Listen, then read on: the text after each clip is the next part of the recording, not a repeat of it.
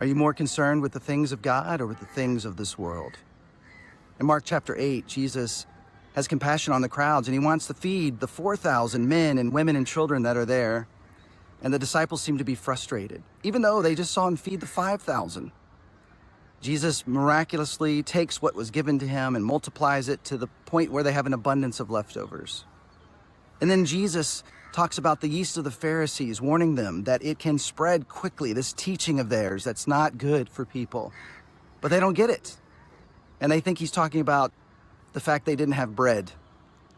Now, it's easy to get frustrated with the disciples or see them as clueless, but we have to remember they did not yet have the Spirit of God with them. And how often do we fret over things that we've actually seen God help us overcome in the past? Well, Jesus ends up healing a man in a two-step process. I don't think it was because he didn't try hard enough the first time or didn't have enough power. I think it's a reminder that sometimes healing may take a journey. It may take a process.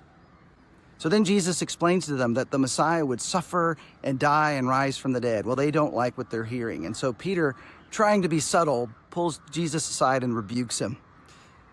And Jesus says to him, "Get behind me, Satan.